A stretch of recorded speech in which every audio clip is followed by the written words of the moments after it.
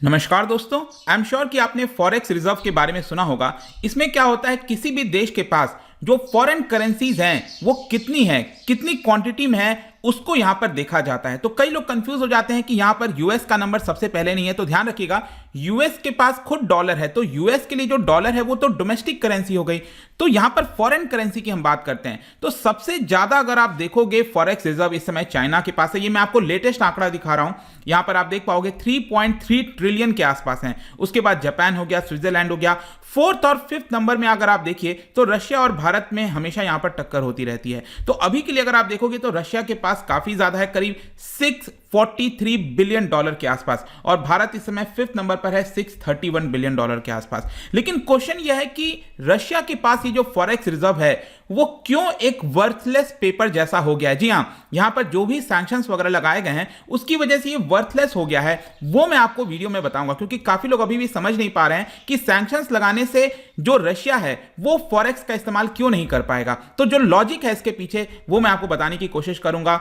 लेकिन उसके पहले ध्यान रखिएगा, अगले 1-2 दिन तक यहां पर आपको डबल वैलिडिटी प्लस 33% दिया जाएगा। सिंपली यूज माई कोड अंकित 33। जो भी कोर्स आप लेना चाहते हैं स्टडी आईक्यू पर, यूपीएससी, जुडिशरी, बैंकिंग, और साथ ही साथ अभी आपको पता होगा स्टॉक मार्केट का भी कोर्स आ चुका है, इसका फायदा आप जल्द से जल्द उठा सकते हैं। और इसके अलावा अगर आप एमसीक्यूज अटेम्प्ट करना चाहते हैं तो मेरे इंस्टा पेज पर जा सकते हैं। वहां पर स्टोरीज में जितने भी एमसीक्यूज हैं वो आप अटेम्प्ट कर पाएंगे। चलिए यहां पर हम सबसे पहले देखेंगे अभी इसकी चर्चा क्यों कर रहे हैं। थोड़ा सा हम बैकग्राउंड में मैं आपको ले जाना चाहता हूं। 2014 में याद होगा जब रशिया ने एनेक्स किया था क्रीमिया को। क्रीमिया यूक्रेन का ही पार्ट था, लेकिन रशिया ने इसको अपने अंडर में ले लिया था। तो उस समय भी अगर आप देखोगे ना तो विश्व के द्वारा, अलग अलग देशों के द्वारा, ज्यादातर कुछ वेस्टर्न कंट्रीज थे जिन्होंने सैंक्शंस लगाया था रशिया के ऊपर।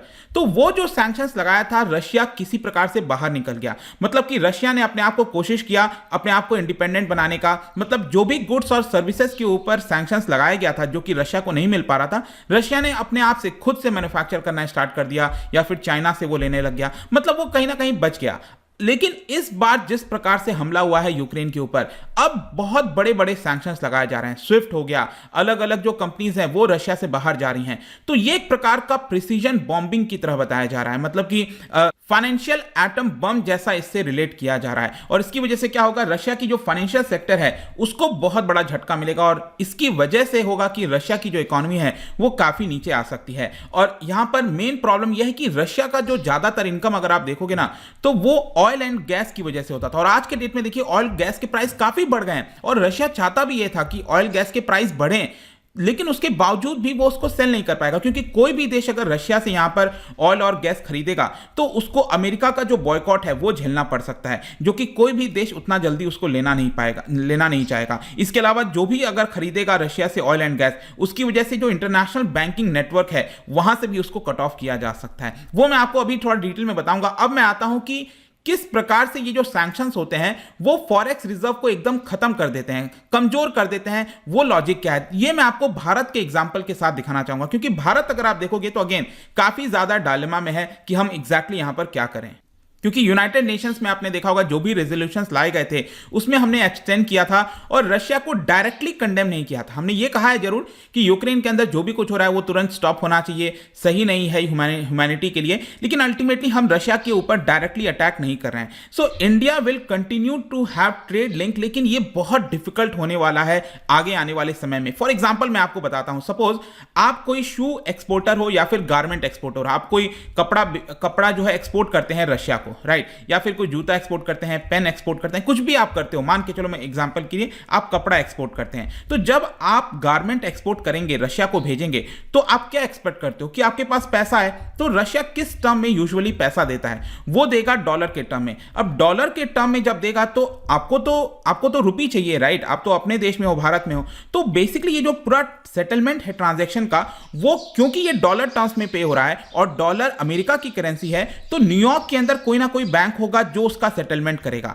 तो जैसे ही पता चलेगा अमेरिकन अथॉरिटीज को कि भारत में कोई शू सेलर है या फिर गारमेंट सेलर है जो रशिया के साथ ट्रेड कर रहा है, तो उस केस में जो अमेरिका है वो डायरेक्टली पनिश कर सकता है शू सेलर को या फिर जो गारमेंट एक्सपोर्टर है उसको, और ये कह सकता है कि आप अमेरिका में ट्रेडिंग नहीं कर पाओगे हमारे साथ, यूरोप के अंदर ट्रेडिंग नहीं कर पाओगे, तो सैंक्शंस लगा दिया जाएगा उस शू एक्सपोर्टर के ऊपर, राइट। टेक्निकली अगर आप देखो तो भारत ने कोई वॉलेशन नहीं किया है सैंक्शंस का, क्योंकि हम यहां पर न्यूट्रल रहने की कोशिश की है, लेकिन क्योंकि आप कह सकते हो कि शू एक्सपोर्ट हम कर रहे हैं रशिया को, इसकी वजह से अमेरिकन अथॉरिटीज जो हैं वो सैंक्शंस लगा सकती हैं इस कंपनी के ऊपर। और इसके साथ साथ जो इंडियन बैंक के साथ ट्रांजैक्शन कर रहा है ये जो शू एक्सपोर्टर है, उसके ऊपर भी यहां पर सैंक्शंस लगाया जा सकता है। यूएस कह सकता है कि जो इंटरनेशनल बैंकिंग नेटवर्क है, पेमेंट एंड सेटलमेंट सिस्टम है पूरा, उसके अंदर इस पर्टिकुलर इंडियन, मान के चलो कि यहां पर एसबीआई है, एसबीआई ने यहां पर ये ट्रांजैक्शंस किया था इस गारमेंट सेलर के साथ या फिर शू सेलर के साथ, रशिया के साथ,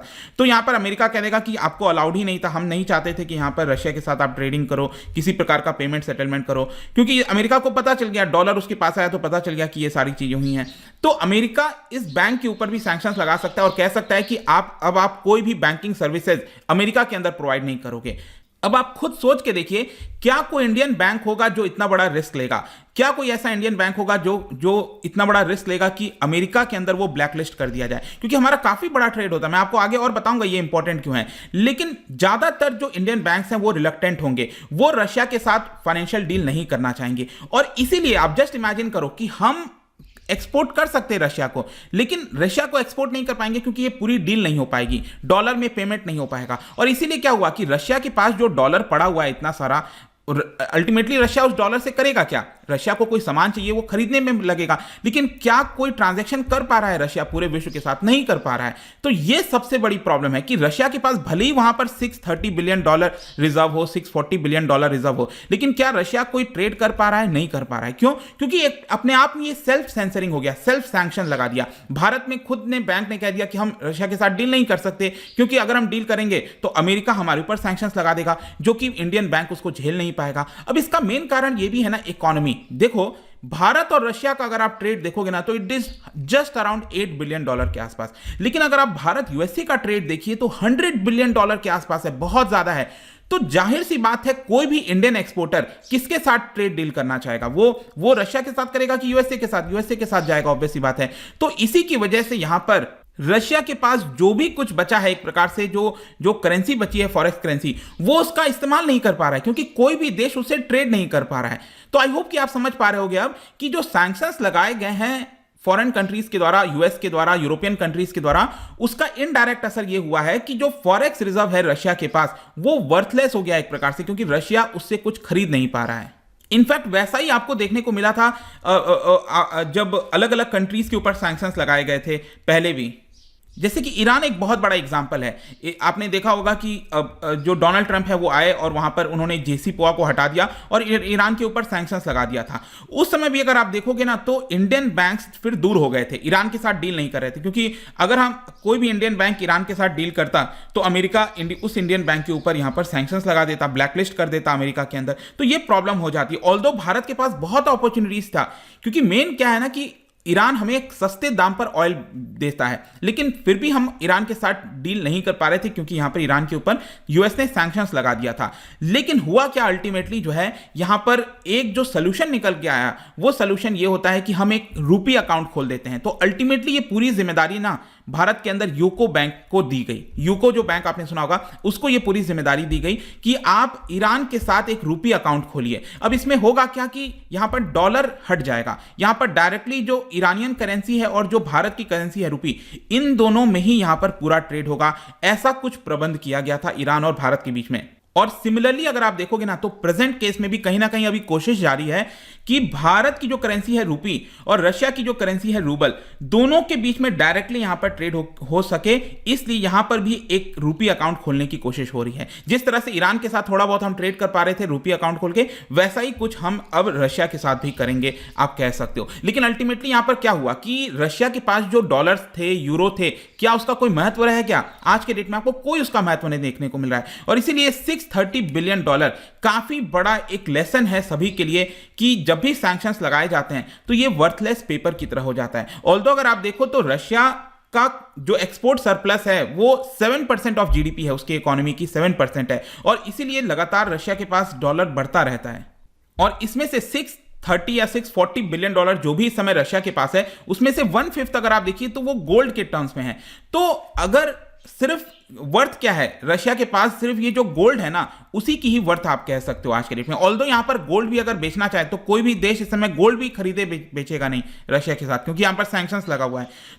तो एक प्रकार से यहां पर क्या हुआ कि सैंक्शंस लगाने की वजह से आज के डेट में रशिया का जो फॉरेक्स रिजर्व है वो एक प्रकार से जो है वर्थलेस पेपर की तरह हो गया है। ऑल्दो अगर आप देखिए तो रशिया ने 2014 के बाद से जो अपना कोर्स है उसको थोड़ा चेंज किया है, मतलब कि जो डिपेंडेंसी थी रशिया की डॉलर के ऊपर, यूरो एसेट्स के ऊपर, उसको यहां पर थोड़ा कम करने की कोशिश की है। और आज के डेट में 13% जो उसका एसेट है वो चाइनीज करेंसी में देखने को मिलेगा। लेकिन एक लिमिट था कि जहां पर जो चाइनीज हैं वो अपने गुड्स को सेल कर सकते हैं रशिया को, क्योंकि अल्टीमेटली रशिया को बहुत सारे गुड्स की आवश्यकता होती है जो विश्व के अलग अलग कोने से आते हैं। तो सब कुछ रशिया तो चाइनीज तो यहां पर दे नहीं सकता। और साथ ही साथ आपको यह भी रखना है कि जो चाइनीज करेंसी है रेनमिनबी, वो अभी तक हार्ड करेंसी नहीं है। हार्ड करेंसी का मतलब यह होता है कि स्टेबल करेंसी जो होती है, जिसकी मांग होती है, जो डिमांड करते हैं लोग जिस करेंसी की, जो कि स्टेबल होता है एक प्रकार से, जैसे यूएस डॉलर हो गया, यूरो हो गया, ठीक है, पाउंड स्टर्लिंग हो गया, ये हार्ड करेंसीज हैं। लेकिन अगर आप सॉफ्ट करेंसी की बात करो, रेनमिनबी है या फिर भारत का रुपी भी है, सॉफ्ट करेंसीज में आते हैं,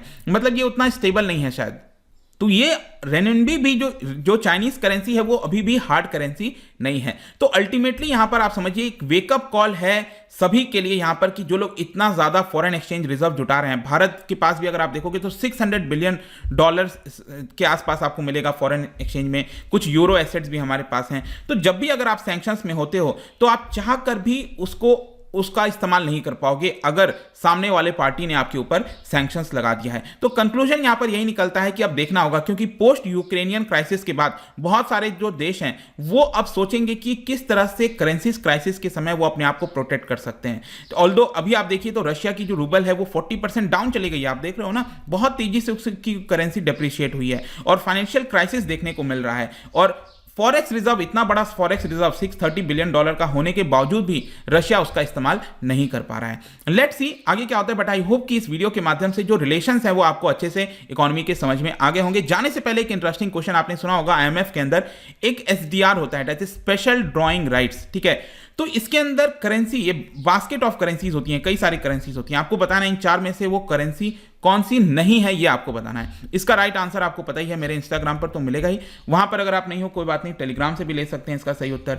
मैं कई सारे जो एमसीक्यूज हैं वो यहाँ पर स्टोरीज में डालता रहता हूँ। बाकी अगर आपको पीडीएफ चाहिए तो टेलीग्राम पर आइए, अलग अलग सोशल मीडिया पर भी आप जुड़ पाएंगे। साथ ही साथ यूपीएससी या फिर किसी एग्जाम की तैयारी कर रहे हैं, सिंपली यूज माई कोड अंकित33, क्योंकि यहाँ पर आपको डबल वैलिडिटी प्लस 33% डिस्काउंट मिल जाएगा। आई होप कि वीडियो आपको पसंद आया होगा। मिलता हूं आपसे next time, till then thank you very much, see you soon.